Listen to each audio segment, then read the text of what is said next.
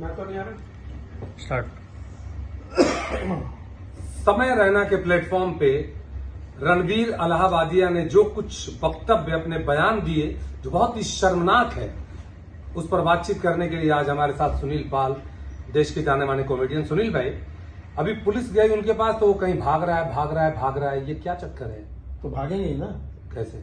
देखिए क्या है कि बड़ा दुर्भाग्य, मतलब मैं समझता हूँ कि इतना बड़ा दुर्भाग्य है कि देश में ऐसे लोग भी हैं जो खुलेआम मंचों पर इतनी घटिया गंदी बातें करते हैं, लड़का हो या लड़कियां, दोनों को ऐसे ही पुलिस भगाएगी। बिल्कुल, समाज भी भगाएगा, उनको भगा के ये अभागे जो है ये भगा के ही इनको अरेस्ट करना चाहिए या इनको पागल खाने में डालना चाहिए, इनको जेल में सजा होनी चाहिए। क्योंकि ये इतने थर्ड क्लास इसलिए क्योंकि ये ना तो एक्टर है, ना ये कॉमेडियन है, ना ये इंसान अच्छे।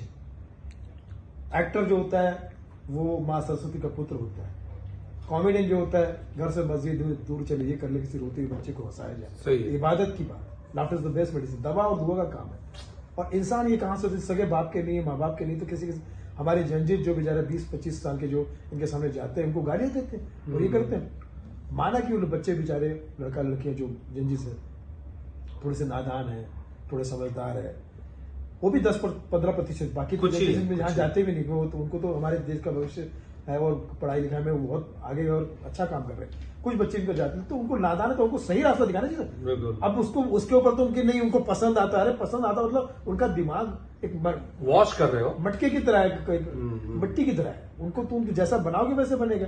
तो ऐसे ये जानबूझ के जो बच्चों को बिगाड़ते हैं, समाज को बिगाड़ते हैं, हमारे देश के भविष्य को बिगाड़ते हैं, ये लोग एज गुड एज आतंकवादी है, जो मेरे हिसाब से जो समझ में नहीं आता और समाज में नहीं आता। तो मुझे लगता है कि ये लोग जो भाग रहे हैं, ये अब सही वक्त आ गया है कि इन सबको और उनको जो जिनको सपोर्ट कर रहा है, चाहे वो कोई भी हो, बहुत सारे हैं, उनको भी पकड़ के अरेस्ट करना चाहिए तभी, क्योंकि सॉरी से काम नहीं चलेगा। इनको सजा जब तक नहीं होगी तब तक लोगों को मैसेज नहीं पहुंचेगा। ये सोशल मीडिया पे क्या लगा रखा है, क्या सॉफ्ट कोटा खोल रखा है इन लोगों ने, जिसको देखो कुछ ना कुछ गाली दे रहा है, लड़का है लड़कियां तो मतलब शर्म नाम की चीज नहीं है। हमारे देश में नारी को भगवान देवी समझा जाता है और वाकई हमारे देश की जो 80% महिलाएं हैं, मैं उनको चरण स्पर्श करता हूँ। हमारे देश की राष्ट्रपति एक महिला है, हमें सम्मान है महिलाओं के लिए, और ये औरतें नारियों का ही सम्मान खराब कर रही, महिलाओं का ही नाम खराब कर रही है, परिवार के नाम पे कलंक है। इनको तो औरतों को ही मिल के मारना चाहिए जो इस टाइप की गंदे बातें करते हैं। बिल्कुल, बहुत सारी महिलाएं और पुरुष सभी हैं इस तरह की बातें कर रहे हैं, उनके सपोर्ट में आ रहे हैं, ये बहुत ही शर्मनाक है। और ये जो टीवी शो वाले इनको जो बुलाते हैं, जैसे केबीसी से बहुत नाराज हूँ। केबीसी वालों ने इनको क्यों बुलाया, गाली गलौज वालों को? एक बार शुरू में एक गाली गलौज वालों को बुलाया था, मैंने उसके खिलाफ भी आवाज उठाई थी।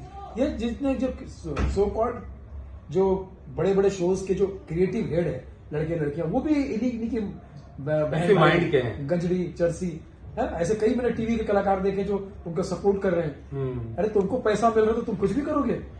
तो मैं समझता हूँ कि केबीसी जैसे पारिवारिक शो में इनको बुलाना बहुत बड़ा गुनाह है।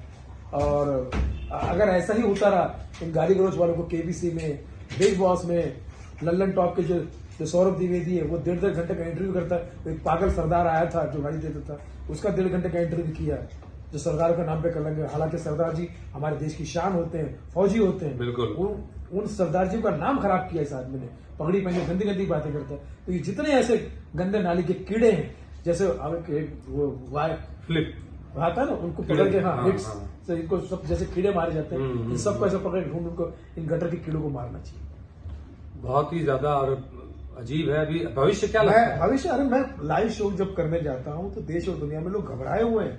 इनको लोग बोलते पसंद करते हैं, कहाँ पसंद करते हैं? आज तक किसी शो में देखा नहीं लोगों को, ना ही कहीं शो में जा सकते हैं, ना कहीं कुछ बोल सकते हैं।